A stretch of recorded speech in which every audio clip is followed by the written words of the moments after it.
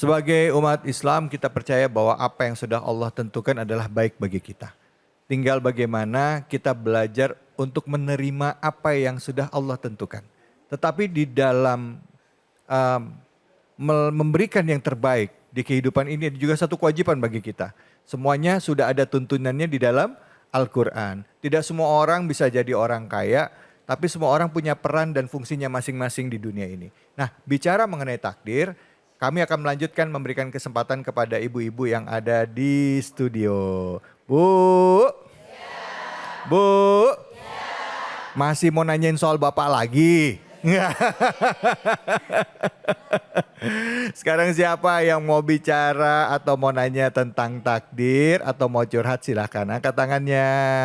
Baik, ibu namanya siapa, pertanyaannya apa? Bismillahirrahmanirrahim. Assalamualaikum warahmatullahi wabarakatuh. Waalaikumsalam warahmatullahi wabarakatuh. Saya nama Sandrawati dari Majelis Taklim Nurul Yakin Celodong Depok. Ya. Saya ingin menanyakan pada Pak Kiai. Saya udah pernah menikah 22 tahun, nggak punya anak. Ya. Tapi dia sering KDRT sama saya tetap bertahan. Setelah itu dia menghilang sampai sekarang. Cuma yang saya tanyakan ke Pak Kiai, anak saya satu-satunya punya anak 6, tapi dia bercerai. Sedangkan saya 22 tahun gak punya anak, tetap juga dia menghilang. Yang anak saya satu-satunya punya anak 6, saya punya cucu 6, dia bercerai juga. Gimana tuh Pak Kiai? Oke. Apakah itu takdir juga? Baik. Maaf Ibu, maaf. Ya, Boleh saya makasih. tanya ya? Assalamualaikum warahmatullahi wabarakatuh. Waalaikumsalam warahmatullahi wabarakatuh. Ibu punya anak, kata Ibu tadi tidak punya anak. Maksudnya menikah pertama punya Saya anak menikah pertama punya anak 1.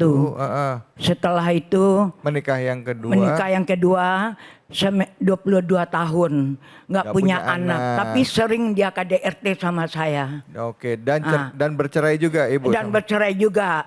Maksudnya bercerai enggak, tapi dia menghilang aja sampai sekarang. Terus yang anak saya punya 6 tetap juga bercerai. Apakah itu takdir Pak? Ya, baik. Terima kasih. Assalamualaikum warahmatullahi wabarakatuh. Waalaikumsalam. Yai silakan Yai. Tadi kan saya sudah membacakan khutbahnya Nabi Muhammad ketika pernikahan Sayyidina Ali dan Sayyidatina Fatimah Zahra. Wala yajtami'u isnani wala yaftariqani illa biqadha'i wa qadar wa kitabim minallahi qad sabaq. Aqulu qawli hadza fa astaghfirullahal azim. Jadi pernikahan maupun perpisahan itu kata Rasulullah tidak ada pertemuan atau perpisahan illa biqadha'i wa qadar, kecuali karena adanya qadha dan qadarnya Allah. Wa kitabin, adanya catatan, minallahi, dari Allah, minallahi qad sabaq, yang sudah lewat. Jadi semuanya itu sesuai dengan suratan takdir, baik perceraian maupun pernikahan. Hanya saja ya ibu-ibu, bapak-bapak semua, Allah memberikan sesuatu yang bisa jadi secara pikiran kita mungkin kok begini, kok begono nggak? Tapi semua itu terbaik Bu, untung itu cerai, kalau nggak cerai bisa masalah lagi yang lebih besar. Jadi kadang-kadang justru Allah akan memberikan yang terbaik sebab perceraian. Jadi diambil hikmahnya saja. Insya Allah semua putusan Allah itu terbaik. Namanya saja qadar. Takdir itu dari kata qadaro. Banyak makna qadaro. Maknanya satu, memuliakan. Dua, sempit. Allah yabsutur rizqa liman yasha wa yaktir. Allah pula yang menyempitkan rezeki. Qadar juga maknanya takaran. Semua yang Allah berikan itu sesuai dengan takarannya masing-masing. Ya intinya ibu, ada hikmah yang besar. Ya, ibu-ibu kok sekarang ditinggal oleh suaminya yang enggak ngomong-ngomong. Ya, enggak pulang-pulang, udah berapa lebaran tuh?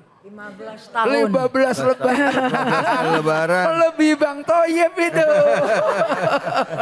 Ya, itu ada hikmahnya. Salah satunya, seandainya balik malah ibu dipukulin melulu. Jadi dia kabur, alhamdulillah. Kenceng banget alhamdulillahnya. Jadi pasti ada hikmahnya. Anak ibu cerai dengan suaminya punya anak, ya itu ada hikmahnya. Kalau bisa jadi kalau terus-menerus malah negatif. Jadi semua keputusan Allah, semua takdir Allah itu ada hikmah yang sangat besar. Nggih napa mboten? Terima kasih banyak Kiai. Terima kasih Bu. Ada yang mau nanya lagi? Mana? Oh, Ibu di belakang, silakan. Namanya dan pertanyaannya apa, atau mau curhat juga silakan. Saya mau tanya aja Pak Ustadz. Silakan Ibu. Assalamualaikum warahmatullahi wabarakatuh. Waalaikumsalam warahmatullahi wabarakatuh. Saya Ibu Kati dari Cilodong Depok. Saya mau bertanya Pak Ustadz, apakah saya harus pasrah dengan nasib saya ini yang begini-begini aja? Sementara pasrah itu udah takdir dari Allah. Sekian Pak Ustadz. Ya. Terima kasih. Assalamualaikum warahmatullahi wabarakatuh. Waalaikumsalam. Baik, silahkan Ustadz. Ini bicaranya Ibu, ya kan? Hidup saya ini begini-begini aja. Apakah saya harus pasrah? Karena ini memang sudah ketentuan Allah, artinya nggak usah berusaha lagi gitu ya Bu ya? Iya. Ya udahlah begini aja saya mah, ya gitu ya Bu ya? Kira-kira begitu nggak menyikapi takdir? Kira-kira gitu, silakan. Jadi Bu, takdir ini sesuatu hal yang kita mesti upayakan. Tadi yang saya katakan, ada takdir yang sudah ditentukan tapi juga ada pilihan. Kita berhak untuk memperbaiki taraf hidup kita sambil memohon kepada Allah Ta'ala. Seperti ketika tadi saya contohkan, saat kita lapar, refleksi kita harus dirubah. Bukan cari tempat makan, tapi memohon kepada Allah, berikan saya makanan yang kau ridhoi ya Allah, dari warung manapun. Maka saat kita tertimpa musibah, memperbanyak istighfar dan memperbanyak sabar. Lalu kemudian bagaimana cara saya nyikapi kehidupan saya? Yang pertama, ibadah ibu harus lebih rajin. Mumpung lagi luang, sholat sunnah diperbanyak, kalimah tasbihnya diperbanyak, malam bangun sholat sunnah taubat. Setelah sholat sunnah taubat, ibu sholat hajat. Masalah kita Bu, kita ini terlalu senang sholat tahajud tapi tidak pernah minta maaf ke Allah Ta'ala. Saya kalau malam bangun itu saya tidak tahajud, saya sholat taubat aja. Karena tidak ada yang bisa memastikan besok pagi saya bangun. Jadi saran saya yang pertama, ibu memohon kepada Allah agar apa yang ibu lakukan diridhoi Allah Ta'ala. Karena tentu manusia berpasrah ini Bu, ini berpasrah berarti menyandarkan keseluruhannya kepada Allah Ta'ala. Ketika ada keluhan itu berarti dia belum pasrah. Ya Allah, hidup kok koyok ngene, itu kan nolongso aja rasanya. Itu kan berarti dia belum pasrah. Maka saran saya, sebagaimana Rasulullah SAW mengajarkan kepada kita dan kepada para sahabat beliau, yang pertama, ibu memohon kepada Allah, meyakini bahwa apa yang Allah berikan adalah yang terbaik bagi diri kita semua. Memperbanyak sholat, memperbanyak sholawat sambil berupaya. Kita sebagai manusia dianugerahi oleh Allah Ta'ala akal. Pakai akal kita untuk berupaya sambil disandarkan akal kita kepada nurani yang tadi saya bilang. Jadi kita berpikir tapi juga sambil berzikir.